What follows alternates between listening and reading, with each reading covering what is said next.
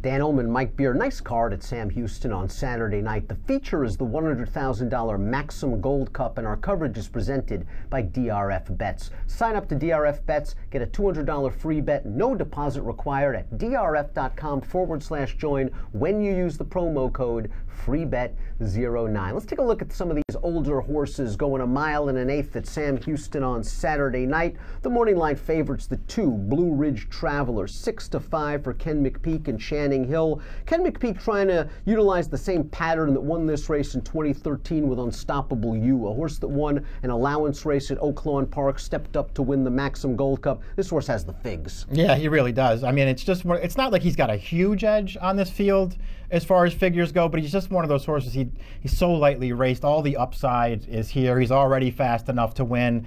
You know, I think he's run fine in each of his last 2 starts at Oaklawn Park. I thought he got a great ride from Channing Hill last time, but he still got it done. And it just feels like he could even, get better from there. A question for you about a horse who's going to be a really short price in this race and is way the horse to beat.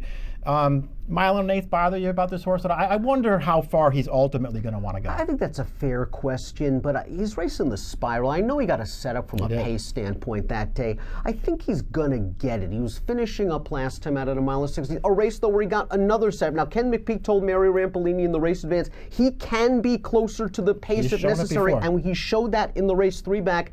But that race was at 1 1/8 where he didn't hold on, so I understand what you're talking about. And it was a slow pace, too.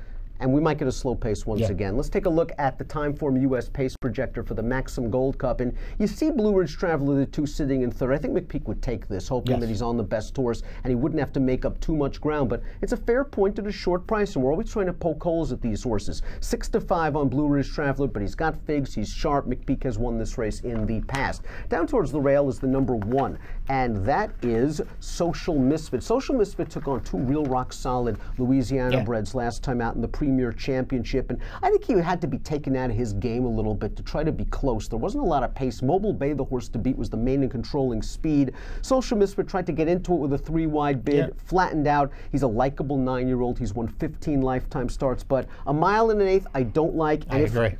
He used to have speed. I think he's better coming from off it now. Yeah, he seems like he's more suited to closing these days, and I'm just really worried about the distance from him. I don't really think he wants to go this far. He ran, did the best that he could do last time against 2 horses who were better than him. His race 2 starts back was a good effort, but boy, it's hard to go back and watch that race and think, what was his excuse in there? He got first run on the winner, he made the lead in the stretch, and he got nailed on the wire. If Blue Ridge Traveler, the horse to beat, is unappetizing at a short price, maybe net game the 4, he's the 2nd choice on the line at 5-2. He was in real tough against Bigger Picture last time out in the Grade 3, John B. Connolly. All things considered, he really wasn't embarrassed on that race. And the race prior to that, he was in against Dazzling Gem, who's just better than these kind of horses. I don't think 1 1/8 is bad for him, and he has run some races good enough to win this. Yeah, as opposed to some of the other horses in this race, I don't think you have to worry about distance with him.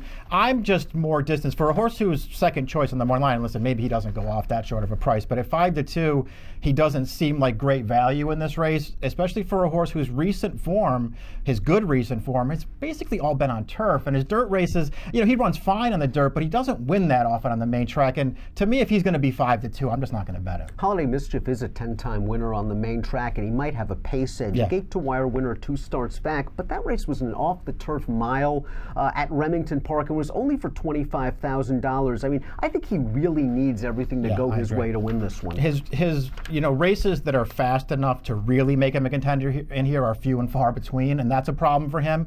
But he really does have, it feels like a tactical advantage in this race, so we'll see if he can, how much of that he can take advantage of. I would have liked the 6 Hyperdrive a little more if there was just more speed. He just is a 1-run closer. He was compromised, I thought, 2 back in a race that produced Dan the Go-To Man, the horse that won that Hawk Memorial with an 89 buyer next time out. I like the turf to dirt move. I like him at 1 1/8. I just wish there was more pace. Yeah, the turf to dirt moves worked for him in the past, and I agree with you. The distance seems like it's okay for him. It's just all about the setup for him, and I'm not so sure he's going to get one. So we take a look at our top picks for the Maxxam Gold Cup. Blue Ridge Traveler's the horse to beat, but I think we have to spotlight your top pick because if he goes off at 10-1, I think he offers a lot of value. This horse is really unexposed. Yeah, he is really unexposed. He's slow on buyer figures. If you look at the Timeform U.S. figures, he's a little bit closer. They like his races a little bit more.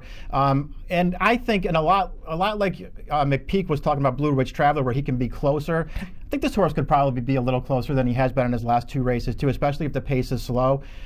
His win last time, I don't know how you felt about it. I wasn't, thrilled with it. He sort of circled that field. It felt like that field was really tired in front of him, and he came and he ran him down at the end.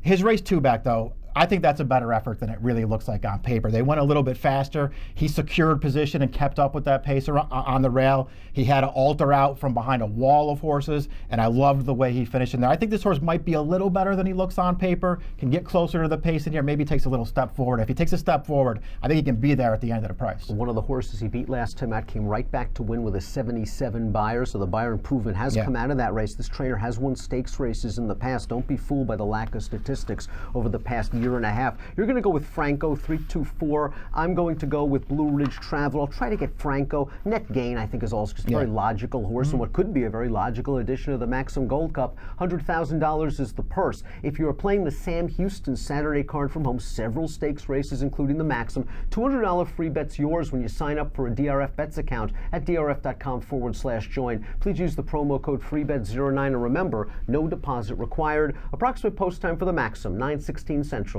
Good luck.